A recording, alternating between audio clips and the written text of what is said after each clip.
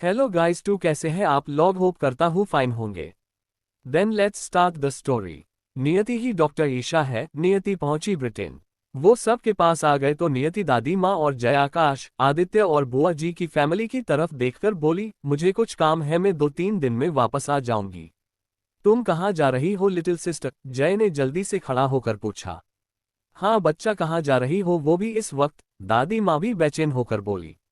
नियति सिर हिलाकर बोली, बस थोड़ा काम में 2 दिन में वापस आ जाऊंगी। प्रशांत जी और बाकी दोनों कमांडो के साथ नियति बाहर चली गई। अब आगे बाकी सब बस हैरानी से देखते रह गए। किसी को नहीं पता था कि नियति कहाँ जा रही है। दादी माँ चिंता से बोली, आपने उनसे क्या बात किया? मेरी बच्ची उनके साथ कहाँ जा रही है? हाँ दादाजी, वो दोनों तो कमांडो की तरह लग रहे थे। मैंने ये यूनिफॉर्म अपनी ट्रेनिंग के वक्त इंडियन कमांडो को पहनते देखा था, अपनी स्कूल ट्रेनिंग के वक्त। जय ने भी पूछा। बाकी सब भी उनकी तरफ ही देख रहे थे। सब जानना चाहते थे कि नियति कहाँ गई है और कमांडो के लोग उसे खुद लेने के लिए क्यों आए थी। दादाजी गहरी सांस लेकर पार्वती जी को देखकर बोले, वो नियति को ब्रिटेन लेकर गए हैं, वहां वार में लाखों लोगों की जिंदगी खतरे में है और उन सब को सिर्फ हमारी बच्ची ही बचा सकती है।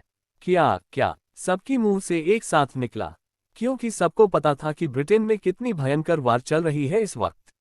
वहां किसी का भी जाना सेफ नहीं है। लोग पता नहीं कितने मर रहे होंगे या फिर घायल होंगे। आप ये क्या कह रहे हो जी? वो हमारी बच्ची को वहां क्यों लेकर गए हैं? अगर हमारी बच्ची को कुछ हो गया तो? दादी माँ चिंता से बोली।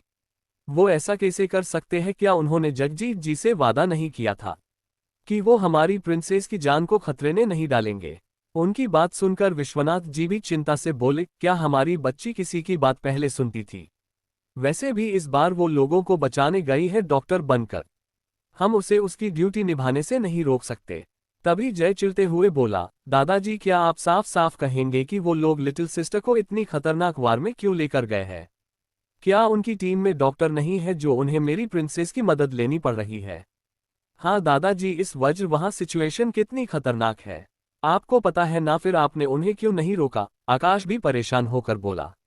एक ही तो बहन सालों बाद उसे मिली थी। अभी तो उसने उसे राखी बांधा था, वो अपनी बहन के साथ ठीक से वक्त भी नहीं बीता पाया था। बाकी सब भी विश्वनाथ जी का जवाब जानना चाहते थे। विपुल जी और सीखा जी का दिल भी आज बहुत बेचैन हो रहा था। दोनों को भी बहुत डर लग रहा था नियति के लिए। वो चाहते थे नियति सेफ रहे, भले ही वो उनसे नफरत करती रहे। दादाजी गहरी सांस लेकर बोले, क्योंकि नियति के सिवा कोई डॉक्टर ट्रिकी केस को हैंडल नहीं कर सकता। क्योंकि नियति ही दुनिया की सबसे बेस्ट डॉक्टर है, डॉक्टर दिशा। इस वक्त उनकी टीम की चीफ को सिर्फ दिशा ही बचा सकती है। तो नियति कैसे नहीं जाती? उन्होंने नियति को पोती जो बनाया है। दादाजी की बात सुनकर तो सब देसे फिर से सदमे में थे। क्या नियति ही डॉक्टर दिशा है? इतनी बड़ी आइडेंटिटी, सबको शक लगा था। ये सच सबके सिर पर किसी पहाड़ की तरह गिरा था। विपुल जी आज चाहकर भी अपनी हैरानी को छुपा नहीं पाए। आपने क्या कहा पापा? क्या आपने सच कहा? नियति ही डॉक्टर दिशा है, जिसके बारे में अफवाह है कि उसे कोई ढूंढ नहीं पाया है अभी तक। करोड़ों रुपए देने के बाद भी डॉक्टर दिशा से मिलना मुश्किल होता है। क्या सच में वो दिशा नियति ही है? उनकी जुबान लड़खड़ा रहे थे। उन्हें खुद की ही पूछे सवाल पर भरोसा नहीं था। दादाजी बिना भाव के बोले, हाँ मेरी पोती, अगर डॉक्टर दिशा ना होती तो तुम्हें क्या लगता है मैं जिंदा कैसे बचता? क्या तुम्हें लगता है कोई और मेरी सर्जरी कर सकता था? क्या आप सच कह रहे हैं पापा? नियति इतनी बड़ी डॉक्टर है, आपने हमें पहले क्यों नहीं बताया? सीखा जी हैरानी से बोली। तो दादी माँ भड़कते हुए बोली, तुम्हें क्यों बताते हम? तुम सबको मेरी बच्ची के बारे में जानने का कोई हक नहीं है, इसलिए मैंने तुम सबको नहीं बताया। फिर हंसते हुए बोली, ऐसे में बता दूं, नियति ने ही आपने नाना जी की हॉट सर्जरी भी किया था। नियति की वजह से ही वो आज जिंदा है और तभी उन्हें पता चला था कि नियति ही उनकी नातिन है। उनकी बात सुनकर सीखा जी की आंखें लाल हो गई। विपुल जी को प्राउड भी फील हो रहा था कि उनकी बेटी इतनी बड़ी डॉक्टर है, पर जो उन्होंने किया था वो कभी नहीं बता सकते थे कि उनकी बेटी इतनी बड़ी डॉक्टर है। सीखा जी को भी ऐसा ही फील हो रहा था। दोनों के ही दिल में इस वक्त हजारों बातें घूम रही थी। वहीं रूही और नेहा को इस वक्त और भी ज्यादा जलन हो रहा था। अमृत और अर्जित पूरी तरह से हैरान थे। वहीं जय, आकाश और आदित्य खुश भी थे और प्राउड भी फील कर रहे थे कि उनकी बहन दुनिया की सबसे बड़ी डॉक्टर है। पर उन्हें उसके लिए चिंता भी हो रही थी, वो उस वार में जो गई थी। बुआ जी ब्रिजेश जी भी हैरान थे। सब जानते थे कि डॉक्टर दिशा कितनी बड़ी शख्सियत है। अफवाह थी कि वर्ल्ड हेल्थ ऑर्गेनाइजेशन डॉक्टर दिशा को हमेशा प्रोटेक्ट करती है और उन्हें Z+ सिक्योरिटी दी जाती है, और हर एक देश की गवर्नमेंट डॉक्टर दिशा के लिए अपनी रूल भी चेंज करने को तैयार है। अगर वो उनकी देश में थोड़े दिन के लिए सेशन भी दे तो भी गवर्नमेंट उसे प्रोटेक्ट करने पर अपनी सारी सिक्योरिटी लगा देता है। अगर उन्हें खरोच भी आ गई तो बड़े बड़े देश उनके लिए स्टैंड लेते हैं। आज तक वो सब भी एक बार उस मिस्ट्रियस और पावरफुल डॉक्टर दिशा से मिलना चाहते थे। पर उन्हें क्या पता था, वो मिस्ट्रियस पावरफुल डॉक्टर दिशा तो हमेशा से उनकी आंखों के सामने ही थी। पर रूही को इस बात पर भरोसा नहीं हो रहा था। वो मासूम बनते हुए बोली, पर दादाजी ऐसा कैसे हो सकता है? नियति तो इंटरनेशनल रेसर निया है और वर्ल्ड वाइड एंटरटेनमेंट कंपनी की ओनर और म्यूजिक डायरेक्टर भी। और उसकी लेमीज ब्रांड भी एक इंटरनेशनल ब्रांड है। और वो सबसे बेस्ट डिजाइनर क्वीन लेमी है। उसकी लॉ फर्म भी है। इन सब को हासिल करने के लिए सालों की प्रैक्टिस और स्किल चाहिए। और अब आप कह रहे हैं कि वो डॉक्टर दिशा भी है? ऐसा कैसे हो सकता है? वो तो अभी 18 की ही होने वाली है। इतनी सारी स्किल उसे कैसे आती है? क्या ये थोड़ा ज्यादा नहीं हो गया है? उसकी बात सुनकर जय मुंह बनाते हुए गुस्से से बोला, क्या तुम कह रही हो दादाजी और बाकी इंडियन कमांडो की टीम के लोग भी झूठ बोल रहे हैं? तुम्हें क्या लगता है मेरी लिटिल सिस्टर भी तुम्हारी तरह बेकार होती? जैसे तुम हो बस आपने बाप के पैसों पर ऐश करना, और आपने इस गटर जैसी मुंह से कचरा उगलने के सिवा तुम्हें कुछ नहीं आता। जैसे तुम दूसरों की मेहनत को बर्बाद करने में लगी रहती हो। क्या तुम चाहती थी मेरी बहन भी वैसी ही हो? मेरी बहन एक्स्ट्रा ऑर्डिनरी है, वो बहुत ज्यादा टैलेंटेड है। वो एक साथ कितनी भी काम कर सकती है, उससे तुम्हें क्या? जय की बात सुनकर रूही का फेस काला पड़ गया। गुस्सा तो उसे बहुत आ रहा था।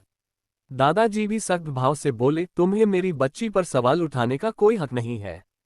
तुम बस अपने बारे में सोचो, मेरी पोती के मैटर में अपना दिमाग मत घुसाओ। इतना कहकर दादाजी गुस्से से वहां से उठकर चले गए। वो ऑलरेडी थोड़े गुस्से में थे। नियति के लिए वो चिंता में डूबे हुए थे। वहीं दादी माँ भी वहां से चली गई। वहीं बाकी सब तो अब भी ये भूल नहीं पा रहे थे कि नियति की आसियत कितनी बड़ी है। सब अपने रूम में चले गए। वहीं तीनों भाई बैठकर ब्रिटेन की वार की न्यूज देखने लगे। उन्हें नियति की बहुत चिंता हो रही थी, इसलिए वो हर एक अपडेट देखना चाहते थे। वहीं नियति ब्रिटेन पहुंच गई थी, इसलिए इस वक्त किंग और उसके छोटे भाई ने वार रोक दिया था, क्योंकि उन्हें भी न्यूज मिल चुकी थी कि एजेंट यति के साथ डॉक्टर दिशा ब्रिटेन आई है इंडियन स्पेशल फोर्स में किसी को बचाने के लिए। और उसके साथ वर्ल्ड हेल्थ ऑर्गेनाइजेशन की Z+ सिक्योरिटी भी उसके साथ थी। और उस वक्त बाकी देश की गवर्नमेंट, खास करके इंडियन गवर्नमेंट की नज़रें ब्रिटेन पर थी। अगर इस वक्त उन्होंने वार किया और इसमें गलती से डॉक्टर दिशा को कुछ हो गया तो बाकी सब देश भी उनसे रिश्ता तोड़ देंगे, और वर्ल्ड हेल्थ ऑर्गेनाइजेशन की कहर जो उन पर बरसेगा वो अलग। नियति सिक्योरिटी के साथ वहां पहुंच गई जहां इंडियन गवर्नमेंट कमांडो और स्पेशल फोर्स के लोग रुके हुए थे। वो बिल्कुल आर्मी बेस कैंप की तरह बना हुआ था, और पास के घर में मेडिकल कैंप बना हुआ था जो इंडियन टीम के साथ लोगों की मदद करने के लिए आए थे। नियति पहले जगमोहन जी से मिलने गई। जगमोहन जी को एक बुलेट लगी थी। वो अभी भी बेहोश थे। नियति ने जल्दी से उनका ट्रीटमेंट किया। आधे घंटे बाद वो फ्री हुई और प्रशांत जी के साथ उस हिडन ड्रैगन कमांडो से मिलने चली गई। उसे उसका भी ट्रीटमेंट करना था। प्रशांत जी अधीर हो रहे थे। नियति डे से ही रूम में एंटर हुई। सारे कमांडो और स्पेशल फोर्स के ऑफिसर्स ने उसे सैल्यूट किया। वहीं कुछ डॉक्टर जो अंदर थे उन सब ने भी नियति को ग्रेट किया। नियति ने बस एक डॉक्टर को अपने पास रहने को बोलकर बाकी सबको बाकी घायल लोगों की मदद करने के लिए भेज दिया। नियति ने बस सिर हिला दिया और आगे चली गई। नियति ने दे से ही बेड पर सोए इंसान को देखा। उसका दिल दे से जोरों से धड़कने लगा। उस इंसान की आंखें अभी भी खुली हुई थी। शायद पहले डॉक्टर की ट्रीटमेंट की वजह से वो होश में था, या खुद को होश में रखने की कोशिश कर रहा था। चेहरे पर अभी भी मास्क था, फिर भी उसकी ब्राउन सुनहरी आंखें देखकर ही नियति पहचान गई कि ये प्रखर है। वो जल्दी से बेड के पास चली गई। उसकी दिल पता नहीं क्यों पर बेचैन हो उठा।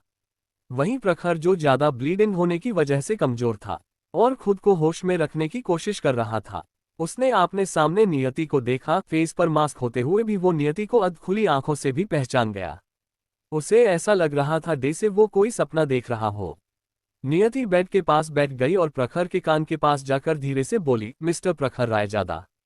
जब तक तुम खुद को एक्सप्लेन नहीं कर देते, जब तक मैं अपना स्कोर सेटल ना करूं, तब तक मैं तुम्हें कुछ भी नहीं होने दूंगी।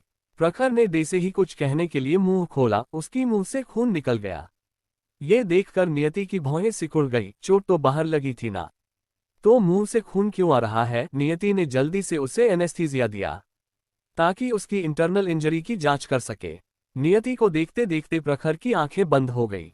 प्रखर ने लास्ट मोमेंट पर नियति की हाथ को कसकर पकड़ लिया, जैसे उसे कहीं नहीं जाने देना चाहता हो।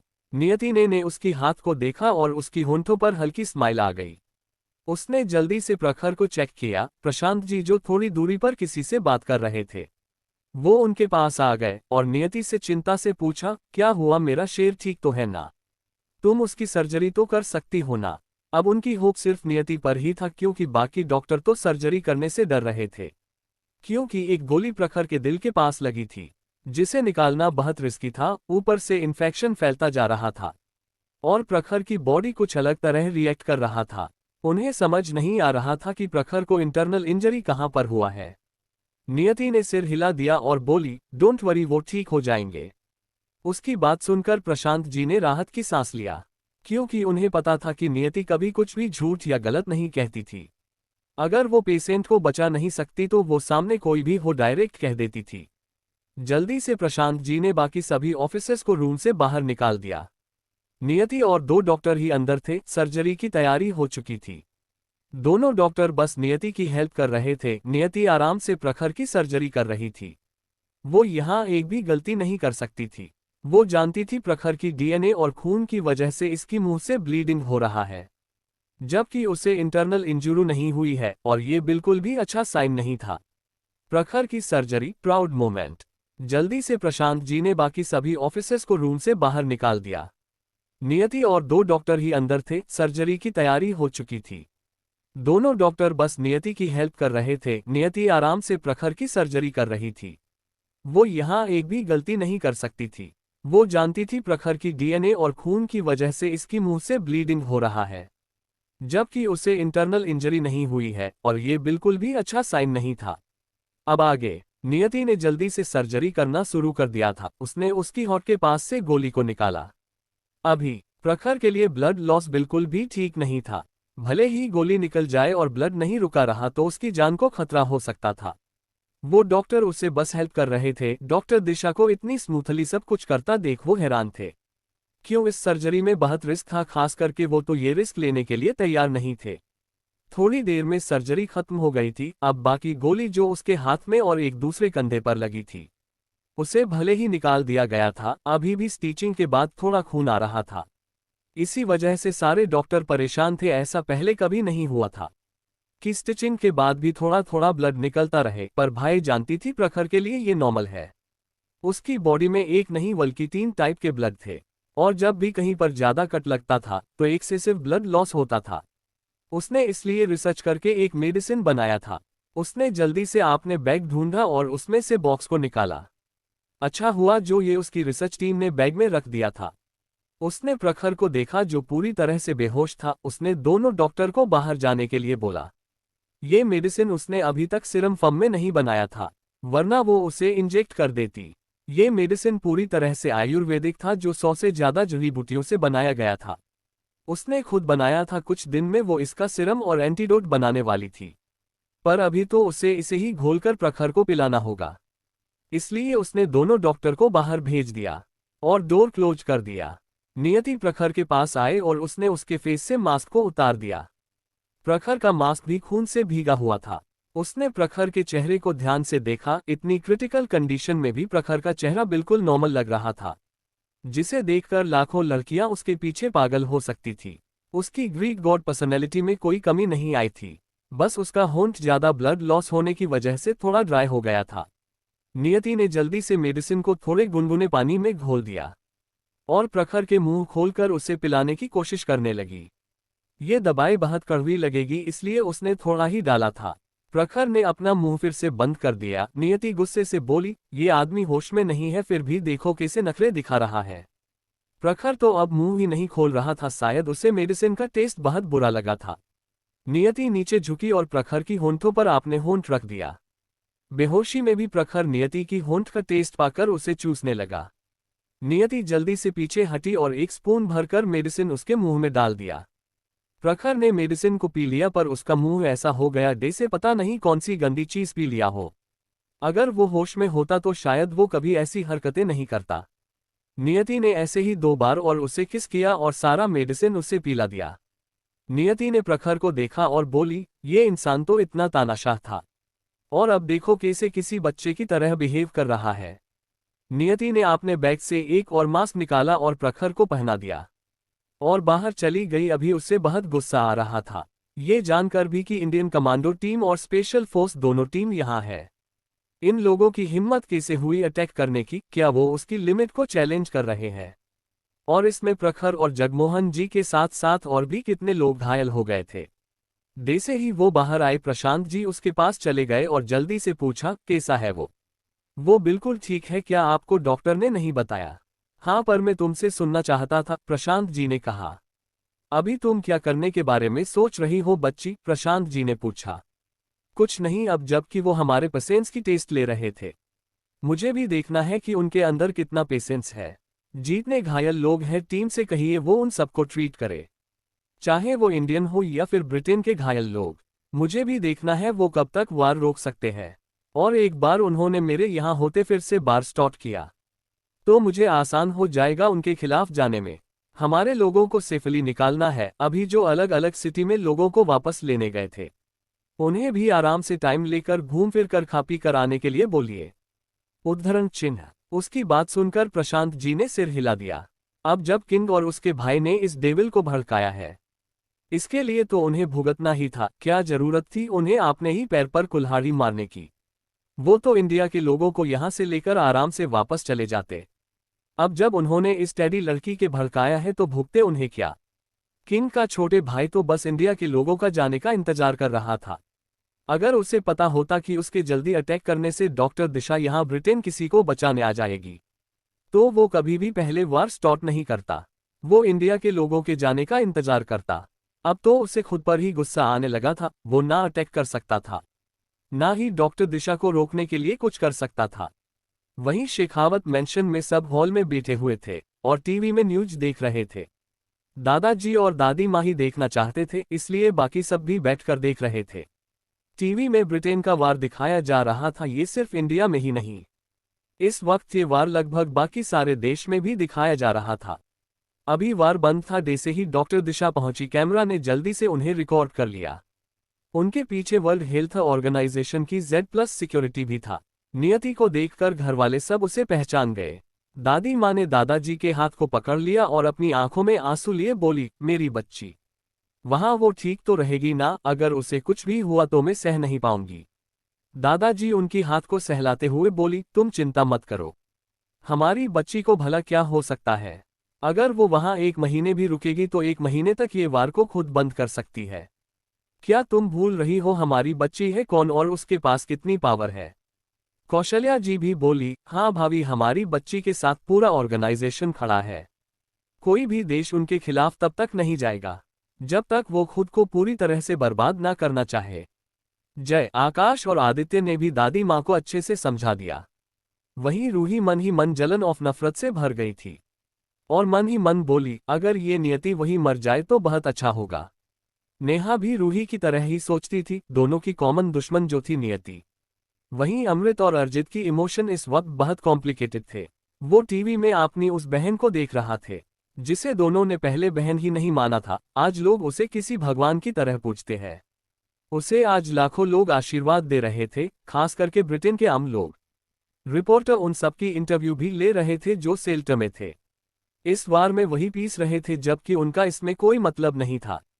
वो सब इस वक्त डॉक्टर दिशा को किसी भगवान की तरह मान रहे थे, जिसकी आने की वजह से वार रुक गया और उनके बच्चे और बाकी घरवाले कुछ दिन के लिए सेफ हो गए। विपुल जी और सीखा जी की आंखों में भी आंसू था। वो अपनी उस बेटी को देख रहे थे जिन पर पूरा देश प्राउड कर रहा था। इस बेटी को उन्होंने कभी नहीं अपनाया और आज उनकी वही बेटी उस जगह थी जहां से वो बस उसे देख सकते थे पर उसके पास नहीं जा सकते थे। आज वो दुनिया की सबसे बड़ी डॉक्टर थी जिसके आगे पूरा देश भी झुकने पर मजबूर हो गया था। उन्हें आज बहुत प्राउड फील हो रहा था, वहीं खुद पर शर्म भी हो रहा था। उन्होंने खुद ही अपनी इस बेटी को खुद से दूर किया था। टीवी में थोड़ी देर में फिर से नियति को दिखाया जा रहा था, जो बाहर आ गई थी और इस वक्त बाहर लोगों को बचाने में और उन्हें ट्रीट करने में बाकी डॉक्टर्स की मदद कर रही थी।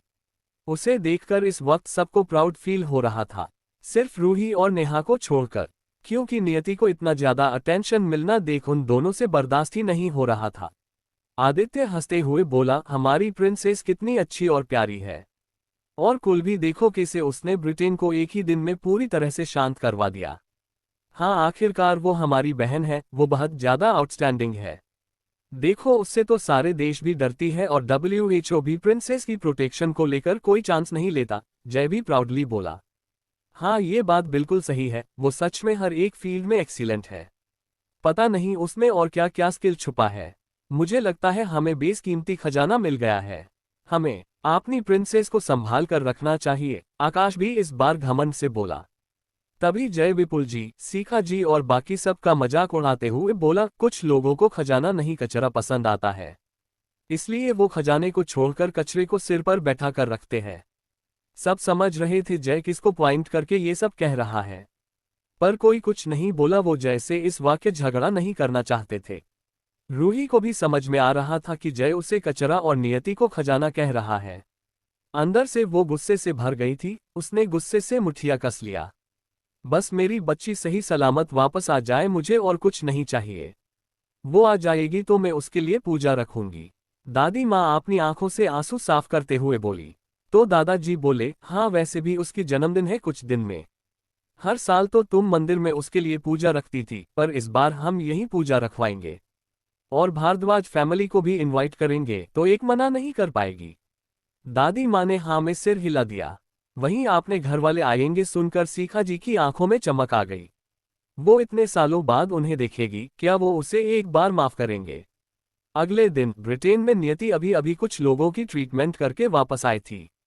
प्रशांत जी उसके पास आकर बोले, बच्ची मेरे शेर को कल रात से होश आ गया है, वो तुमसे मिलने की बात कर रहा है। नियति ही हाँ में सिर हिला दिया। उसे पता था प्रखर का विल पावर स्ट्रोंग है, कोई और होता तो उसे इतनी जल्दी कभी होश नहीं आता। वो भी प्रखर से बात करना चाहती थी, इसलिए प्रखर के रूम की तरफ चली गई। रूम में इस वक्त कोई नहीं था। प्रखर को अपने पास भीड़ पसंद नहीं था, इसलिए उसने सबको अपने रूम से बाहर निकाल दिया था। जैसे ही नियति अंदर आई, उसने प्रखर को देखा जो बेड से टेक लगाए किसी राजा की तरह बैठा हुआ था। जैसे उसे कुछ हुआ ही ना हो, ये कल वाले बच्चे से बिल्कुल अलग लग रहा था। नियति को देखते ही प्रखर ने अपना मास्क उतार दिया। नियति को देखते ही वो पहचान गया था। जब वो बेहोश हो रहा था तब भी उसे ऐसा लग रहा था जैसे उसने अपनी बनी का हाथ पकड़ रखा है। पहले तो उसे ऐसा लगा जैसे वो मरने वाला है, इसलिए उसे ये सब दिखाई दे रहा है।